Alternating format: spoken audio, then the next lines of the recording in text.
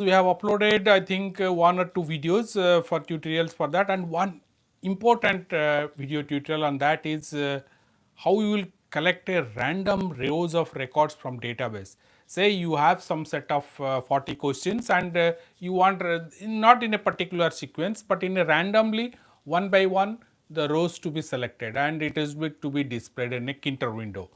So that how we will do. Fine, that's the first basic part of it.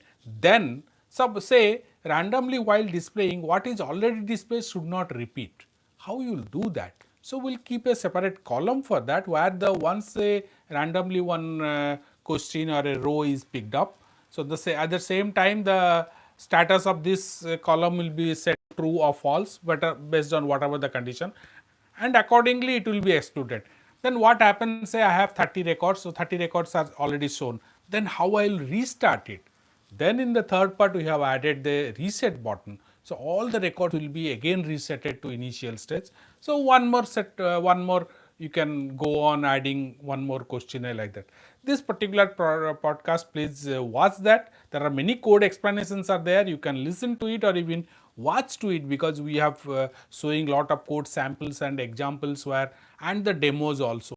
So that way you can learn a lot, and if you have any idea how to modify the code and do it, please suggest, and comment section is there for you.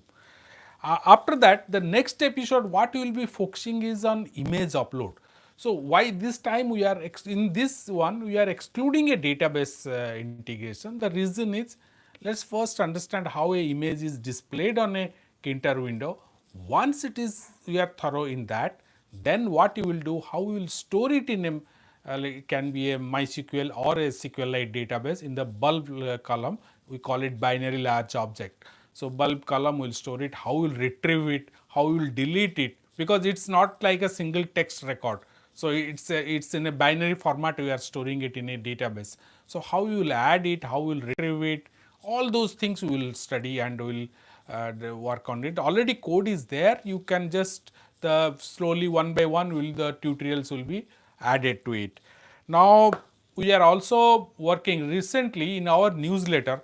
By the way, if you are not subscribed to our newsletter in the website, you can please do that, because we are weekly ones, we are sending lot of links there explaining about the whatever the new tutorials have added or whatever the good applications for your better understanding. All those things we are sending in our newsletter. So if you are not subscribed at our site, it is not, it is in YouTube, it is at the site plus2net.com. There you subscribe to our newsletter. Recent in newsletter we are going to focus more what you are going to get the next recent one probably on Sunday or Monday you will get it. So in that we are focusing on the application development. Say the executable codes, how you will develop in using the Python and all, how you will compile it, give it a standalone executable file, so anyone can run it. So that we will focus. And one more new article on how to store the passwords.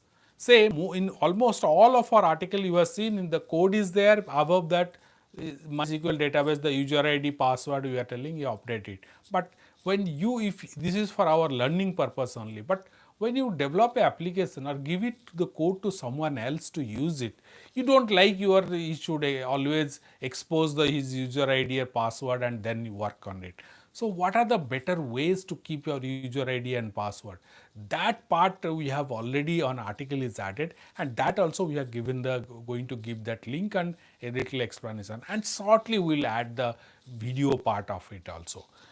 And we are waiting for your feedback also. We'll always wait for your feedback, whatever you want to uh, your questions, your suggestions, your ideas are always welcome.